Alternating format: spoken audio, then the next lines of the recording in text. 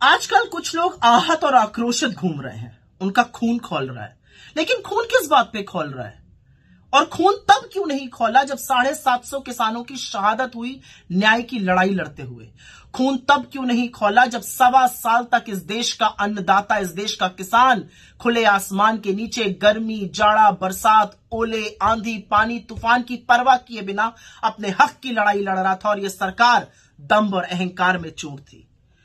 ये खून तब क्यों नहीं खौला जब किसानों को, अन्नदाताओं को भाजपाइयों ने मवाली, गुंडा, नक्सलवादी, उग्रवादी, आतंकवादी, पाकिस्तानी, खालिस्तानी, न जाने क्या क्या कहा?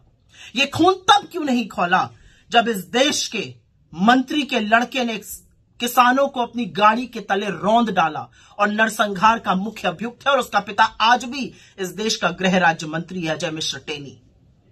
ये खून तब क्यों नहीं खौला जब राहुल गांधी समेत तमाम विपक्षी सांसदों ने खड़े होकर शहीद किसानों के लिए 2 मिनट का मौन रखकर श्रद्धांजलि दी, लेकिन निर्लज्ज भाजपा के सांसद अपनी जगह पर बैठे रहे?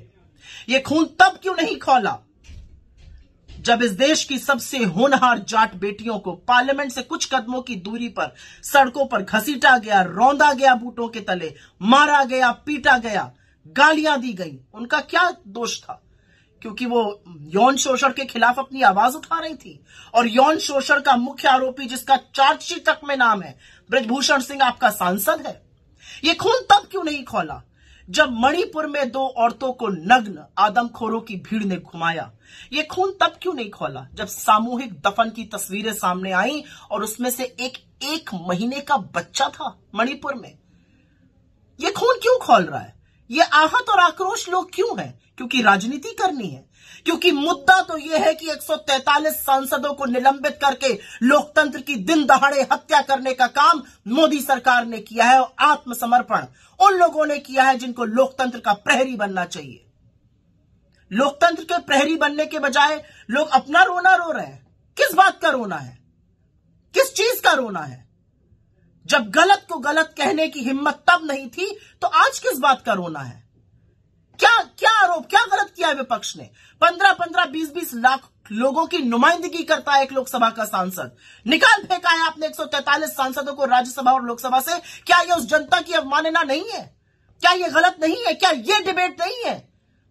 डिबेट यह है और डिबेट का मुद्दा मोड़ा जा रहा है, डिबेट को भ्रमित किया जा रहा है। असलियत यह है कि संवैधानिक पद पर बैठे हुए लोग जब गरिमा से, शालीनता से, कर्तव्यपरायणता से अपना काम करेंगे तो उनको वो सम्मान मिलेगा। अन्यथा पलटकर तो हम भी कह सकते हैं, क्योंकि हमारे अध्यक्ष दलित हैं, उनका एक महंगा मफलर ओढ़ लेने से आपको दिक्कत है। क्योंकि वो दलित है, आप उनको बोलने नहीं देते हैं। कहने को तो हम भी बहुत कुछ कह सकते हैं। लोकतंत्र में 143 सांसदों का निलंबन, बड़े बड़े बिल को पास करा लेना, लोकतंत्र की दिन दहाड़े हत्या, सुर्खी और हेडलाइन ये है। बाकी सारी बातें जबानी जमा खर्च है। बाकी सारी बातें मुद्दों से ध्यान भटकाने की साजिश मात्र है। और अगर खून खौलता है तो मणिपुर पर खौलाइए खून को, बेरोजगारी पर खौलाइए, महंगाई पर खौलाइए, आर्थिक असमानता पर खौलाइए।